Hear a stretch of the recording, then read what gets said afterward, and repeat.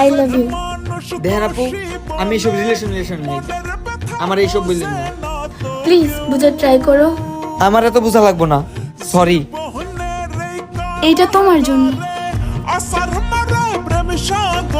প্রিয় রাহাত, আমি তোমার জন্য সবকিছু করতে পারবো, প্লিজ আমাকে একবার বোঝো।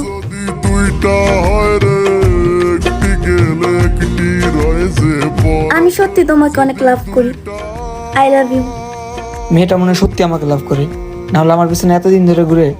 I love you two.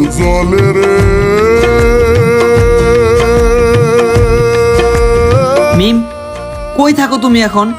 Phone দিলে ফোন ধরো না। রাহাত, তোমার সাথে আমার রিলেশন রাখা পসিবল না। আমার আব্বু আমার জন্য ছেলে দেখছে, আর ছেলে অনেক বড় লোক।